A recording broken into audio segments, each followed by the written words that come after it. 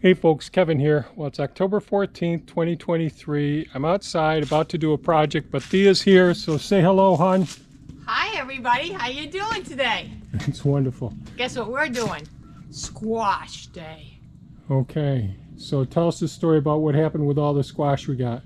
So we're divvying it up amongst our friends and relatives, and then also we saved a bunch for a friend of ours named Sue, and she offered to deliver up to the North Country Food Banks squash, and she took a lot of squash today in her husband's pickup truck.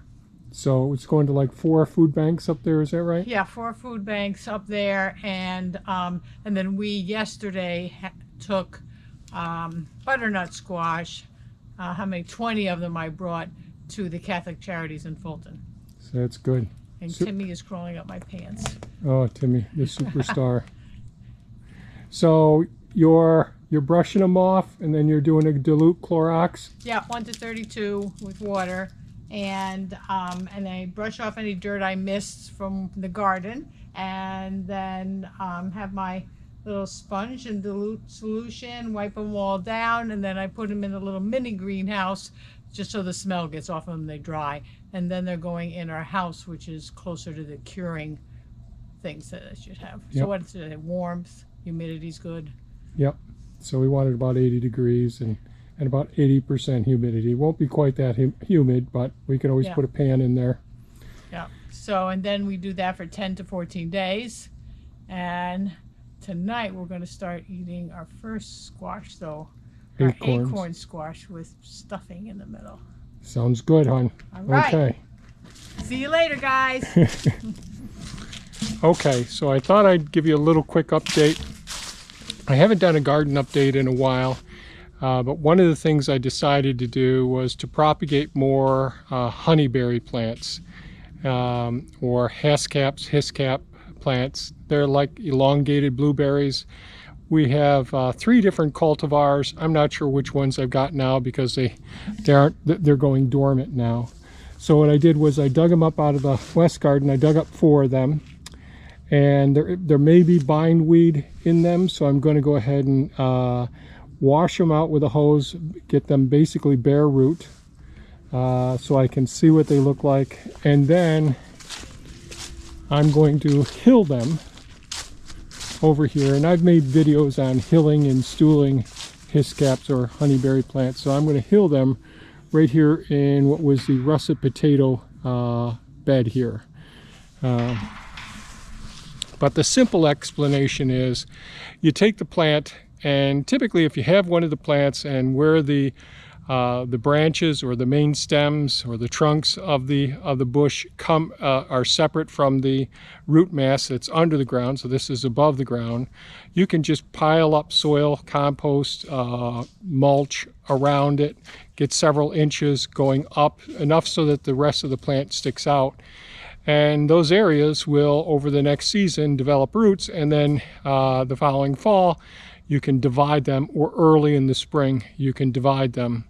So some of them look a little bit rough, part of it, so that part of it may be dead, but I scratched it with my knife.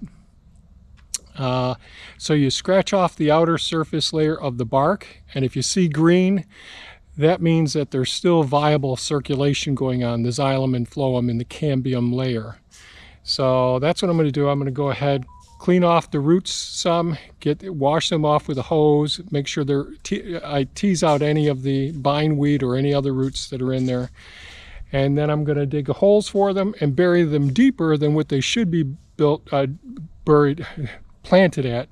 I'm going to dig a hole that's much deeper than just the root mass. I'm going to actually dig them down deep enough so some of the branches are actually under the soil as well. So you'll be able to see that in a few moments, hopefully. So here we go.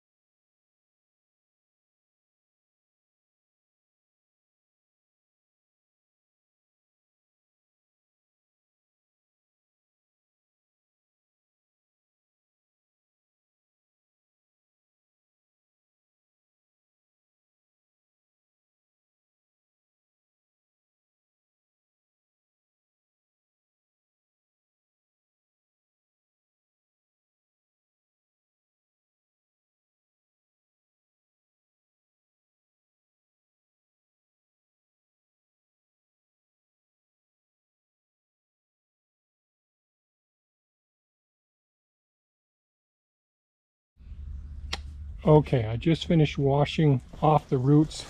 Indeed, lots of bindweed roots in there. And these things are very fragile.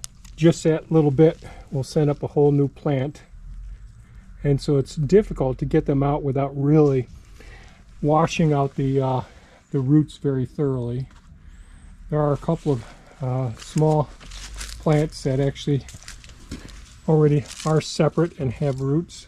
So this is one here. It's actually two, and a couple more there, and a little maple. So come over here to the eastern garden plot where I just planted these ones where the russet potatoes used to be. So I'm not sure if you could appreciate just how far down I went. I went a little bit lower than what the ground level, the path level is here. And I put the roots way down there, and I mounded or hilled the soil all the way up around here. Now, I probably won't have to do it because we'll probably get some rain tomorrow and all.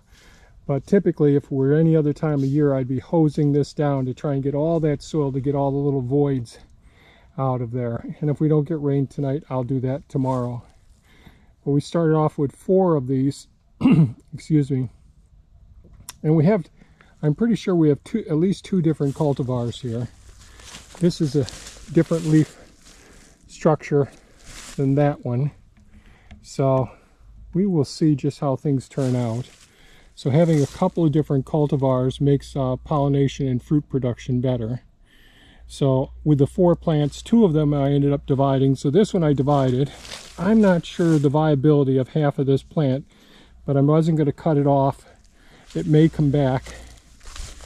And you can see so many of these, all the branches here, or the main stems or the trunks, I put the soil right around them on each one. So now we've got 6 here. And that should work out okay. And I'll put the drip irrigation, we're going to be shutting down the drip irrigation now. And I'll mulch this as well to try and reduce the chances of the weed production on top of this. So that's it for today's video. Just some transplanting. Oh, I'll show you one other thing. Maybe tomorrow or the next day. I just gave them a quick, since I was over here hosing off the roots of the honeyberry plants. Over on the new property, when I was digging out some of the stone wall, we noticed some variegated periwinkle, vinca plants here. They got some nice roots. I just wetted these down some. These are usually pretty hardy, tolerate shade really well. Thea had picked up some hostas from a, I think it was a Facebook ad. I just divided them just a moment ago. And those plants will end up going around pond 8, the one in the forest over here, not too far from where we're standing. And so that's a nice shaded forested pond. So we'll get some hostas around there. Yes, the deer do like the hostas, but there's enough of them to get them started. And we'll see how that works. So there'll be an update on that video coming soon. Thanks so much for watching. Stay safe and take good care of yourselves. Bye-bye now.